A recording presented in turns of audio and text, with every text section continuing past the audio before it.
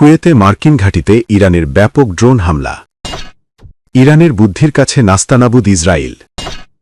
লোহিত সাগরের বন্দরে লাখ লাখ ব্যারেল তেল পাঠাচ্ছে সৌদি।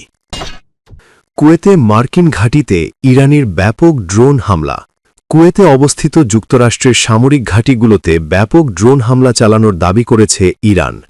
শুক্রবার ৬ মার্চ দেশটির রাষ্ট্রীয় টেলিভিশনে প্রচারিত এক বিবৃতিতে বলা হয়েছে, গত কয়েক ঘণ্টায় ইরানি সেনাবাহিনীর স্থলবাহিনীর ড্রোন ইউনিট কুয়েতের বিভিন্ন এলাকায় থাকা মার্কিন ঘাঁটিগুলোতে লক্ষ্যভিত্তিক আঘাত হেনেছে।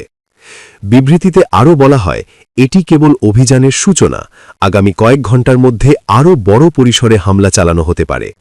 ইরানের দাবি, যুক্তরাষ্ট্র ও ইসরায়েলের পক্ষ থেকে ইরানের মূল ভূখণ্ড ও নৌবাহিনীর ওপর চালানো হামলার প্রতিশোধ হিসেবেই এই ড্রোন অভিযান শুরু করা হয়েছে। গত কয়েকদিন ধরে তেহরান সতর্ক করে দিয়ে আসছিল যে যেসব প্রতিবেশী দেশের ভূখণ্ড ব্যবহার করে যুক্তরাষ্ট্র ইরানের বিরুদ্ধে সামরিক হামলা চালাচ্ছে, সেসব দেশও পাল্টা আক্রমণের ঝুঁকিতে পড়বে। ধারণা করা হচ্ছে, কুয়েতের ঘাঁটিগুলো লক্ষ্য করে ইরান বিপুল সংখ্যক কামিকাজে বা আত্মঘাতী ড্রোন ব্যবহার করেছে। এই ঘটনার পর কুয়েত সহ আশেপাশের দেশগুলোতে অবস্থিত মার্কিন সামরিক স্থাপনাগুলোতে সর্বোচ্চ সতর্কতা জারি করা হয়েছে। এর আগে কুয়েতে ক্ষেপণাস্ত্রের ধ্বংসাবশেষ পড়ে এক শিশুসহ ৪ জন নিহত হওয়ার ঘটনাও ঘটে। তবে কুয়েতের ঘাঁটিগুলোতে হামলার ফলে কী পরিমাণ ক্ষতিসাধন হয়েছে সেই বিষয়ে এখনও বিস্তারিত কোনো তথ্য প্রকাশ করেনি পেন্টাগন। ইরানের বুদ্ধির কাছে নাস্তানাবুদ ইসরায়েল। ইরানের সঙ্গে চলমান যুদ্ধে একটি ভিডিও ঘিরে নতুন বিতর্কে জড়িয়েছে ইসরায়েলি প্রতিরক্ষা বাহিনী আইডিএফ। বুধবার ৪ মার্চ সামাজিক যোগাযোগ মাধ্যম এক্সে প্রকাশ করা ইনফ্রারেড ফুটেজে আইডিএফ দাবি করে, তারা একটি MI-17 হেলিকপ্টার সহ ইরানের বিভিন্ন সামরিক সম্পদে আঘাত হেনেছে। তবে ভিডিওটি প্রকাশের পরই অনলাইনে শুরু হয় তীব্র সমালোচনা। অনেক ব্যবহারকারী দাবি করেন, ভিডিওতে যে লক্ষ্যবস্তুতে হামলা করা হয়েছে তা আসলে কোনো বাস্তব হেলিকপ্টার নয়, বরং মাটিতে আঁকা একটি হেলিকপ্টারের ছবি। এক ব্যবহারকারী মন্তব্য করেছেন, যদি সত্যিকারের হেলিকপ্টার হতো তাহলে বোমা হামলার পর পাখাগুলোকে হামলার আগের মতো একই রকম দেখা যেত না।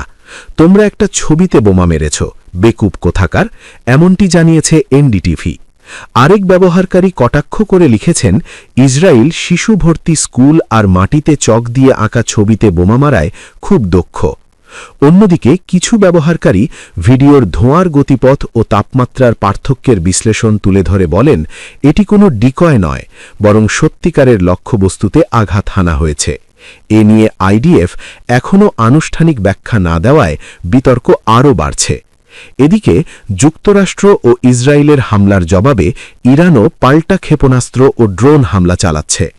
সপ্তাহব্যাপী সংঘাতে এ পর্যন্ত ইরানে অন্তত ১৩৩২ জন বেসামরিক নাগরিক নিহত হয়েছেন।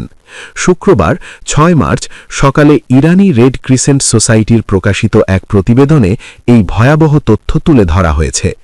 সোসাইটির প্রেসিডেন্ট পীর হোসেন কলিভান্দ জানিয়েছেন, এই অভিযানে অন্তত ৩৬৪৩টি বেসামরিক স্থাপনা ক্ষতিগ্রস্ত হয়েছে। এর মধ্যে ৩০৯০টি সাধারণ মানুষের ব্যক্তিগত ঘরবাড়ি, যা এই সংঘাতের মানবিক বিপর্যয়কে আরও স্পষ্ট করে তুলেছে।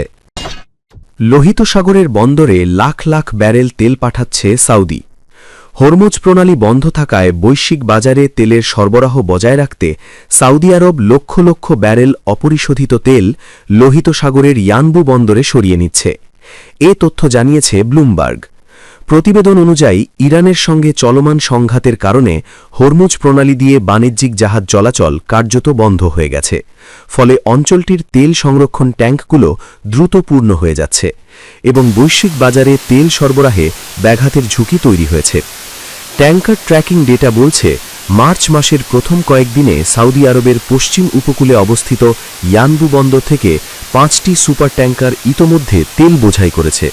এতে ফেব্রুয়ারির গড় রপ্তানির তুলনায় প্রায় 3 গুণ বেশি তেল রপ্তানি হয়েছে। সাধারণত সৌদি আরব তার বেশিরভাগ অপরিশোধিত তেল আরব উপসাগরের রাস তানুরা বন্দর থেকে পাঠায়। সেখানে তেল মজুদ এখনও বন্ধ হয়নি, তবে সংঘাতের কারণে আগের মতো করে জাহাজগুলো আন্তর্জাতিক বাজারে যেতে পারছে না। চলমান সংঘাতের ফলে হরমুজ প্রণালী কার্যত বাণিজ্যিক জাহাজ চলাচলের জন্য বন্ধ হয়ে গেছে। এতে তেল, জ্বালানি ও গ্যাস সরবরাহ ব্যাহত হওয়ার পাশাপাশি অঞ্চলটির জ্বালানি উৎপাদনও ঝুঁকির মুখে পড়তে পারে।